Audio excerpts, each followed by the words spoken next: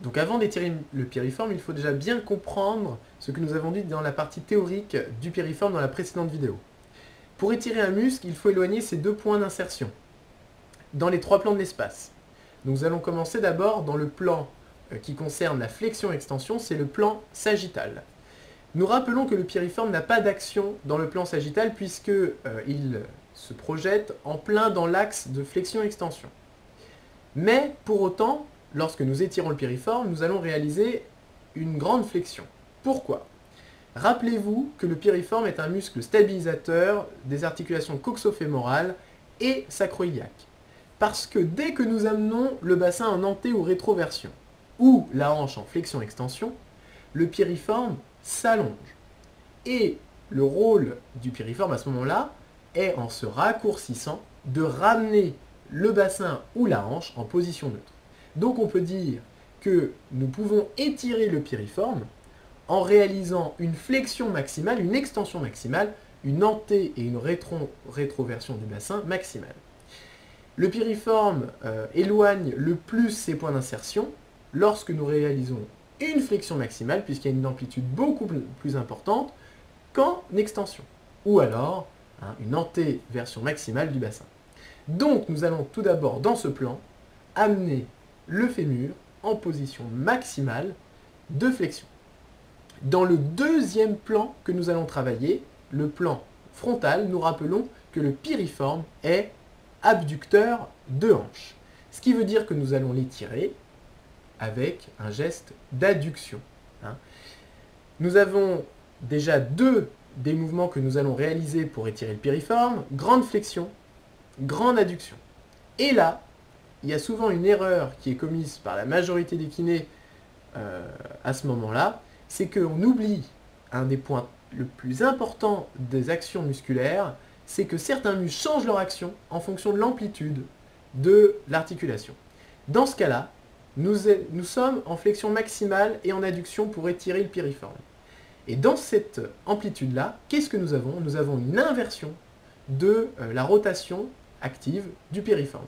Ça veut dire qu'il n'est plus rotateur latéral, mais qu'il est bien rotateur médial.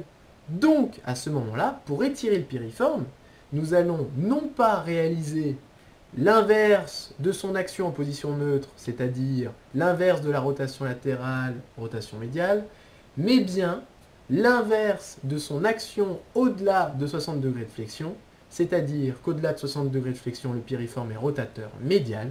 Donc pour l'étirer, nous allons faire une rotation latérale. Je résume, grande flexion, adduction et rotation latérale parce que le piriforme est rotateur médial dans les amplitudes où nous allons l'étirer. Nous allons mieux comprendre cela sur le schéma suivant. Dans le schéma suivant, le piriforme est placé ici en rotation latérale, en adduction et en flexion. S'il n'y avait pas la rotation latérale, le grand trochanter qui est ici serait là. Nous aurions donc le piriforme qui serait ici. Nous comprenons bien en flexion maximale adduction que nous pouvons étirer le piriforme en allant vers la droite, en faisant une rotation latérale de hanche, ou vers la gauche, en faisant une rotation médiale. Et là on se dit, ah oui mais Kinyo tu t'es trompé. Si on peut étirer aussi en rotation médiale, alors on ne se trompe pas dans nos étirements. Et bien je suis à moitié d'accord, parce qu'en fait, qu'est-ce qu'on observe? Quand nous sommes en flexion-adduction maximale, il nous reste très peu d'amplitude de rotation médiale, alors que nous avons beaucoup d'amplitude de rotation latérale. Ce qui explique pourquoi, à ce moment-là, si on amène le gros trochanter par ici, nous n'aurons que très peu d'amplitude. Alors que par là, en réalisant une rotation latérale, nous avons une grande amplitude pour l'étirer. Et c'est pourquoi c'est dans ce geste-là que nous étirons le mieux le piriforme. Alors maintenant, concrètement, ça donne quoi? Eh bien, on va regarder au niveau de la pratique. Donc, nous allons commencer par la pratique avec un étirement passif, c'est-à-dire que c'est le kiné qui va chercher à étirer le patient. C'est ce qu'on fait le plus souvent dans les contractés relâchés, par exemple, ou dans les techniques de levée de tension. Donc, là, je place la hanche dans une grande flexion. Je place ensuite je je place une main sur la crête iliaque pour venir bloquer le sacrum. Et ensuite, j'amène la hanche en rotation interne adduction avec une compression dans le fût fémoral pour venir majorer un petit peu l'éloignement du grand trochanter. Hein, je viens en fait, si on imagine qu'il est sur une table, le grand trochanter et le sacrum, ben je viens enfoncer le grand trochanter pour augmenter un petit peu l'étirement. Ça, c'est l'étirement classique que nous faisons en général pour étirer le piriforme. Et nous avons vu précédemment que nous pouvons l'étirer un petit peu plus, hein, ou en tout cas de façon plus efficace, en faisant non pas une rotation médiale, mais bien une rotation latérale, et nous allons le voir. Dans cette vidéo, je place également la hanche en flexion. Je réalise une légère adduction. Alors là, elle n'est pas très visible, mais on va la voir ensuite. Je viens m'aider de l'autre membre pour, en fait, avoir une flexion encore plus large.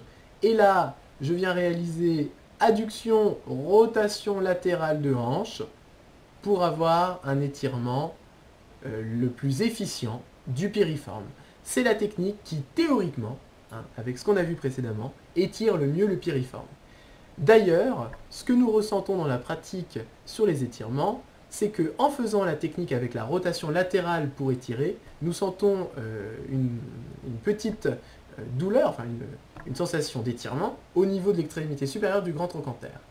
Dans l'autre technique, nous sentons plutôt un étirement au niveau de la fesse. Et en fait, ce qu'il est dit hein, par les spécialistes dans le domaine, notamment muscolino, c'est que dans la première technique, où on effectue une rotation médiale, le muscle qui est étiré n'est pas le piriforme, mais le carré fémoral, puisque c'est le seul muscle qui va être étiré complètement en rotation médiale de hanche sur cette technique. Donc maintenant, nous allons pouvoir regarder comment nous pouvons le faire soi-même, ce qui vous permet de ensuite le proposer à vos patients. Donc, nous allons commencer par la technique qui vient amener la hanche en flexion, adduction, rotation médiale comme ceci. Nous voyons le patient qui attrape le genou et qui l'amène vers son épaule opposée. Et puis maintenant, nous allons voir l'auto-étirement du piriforme, où le patient vient positionner sa jambe sur l'autre jambe et amène l'ensemble vers soi pour provoquer une rotation latérale de hanche. Voilà, j'espère que vous avez bien compris pourquoi le piriforme doit être étiré en rotation latérale de hanche dans la pratique pour être le plus efficient possible. Si nous l'étirons en rotation médiale de hanche, nous faisons effectivement un petit étirement du piriforme, mais nous faisons surtout un bel étirement du carré fémoral, qui en passant n'a pas forcément beaucoup d'intérêt à être réalisé. Ça permet de travailler un petit peu les stabilisateurs de hanche et de bassin, mais dans la pratique, le carré fémoral ne gêne pas par exemple le sciatique et n'entraînera pas de conséquences nerveuses, contrairement au piriforme qui lui peut écraser lors de son inflammation le sciatique. Voilà, c'était très dense, j'espère que ça vous a plu. N'hésitez pas à liker la vidéo et à la partager, c'est beaucoup de travail et ça me ferait vraiment plaisir que la communauté des kinés s'investisse un petit peu sur ces vidéos. Allez, à bientôt!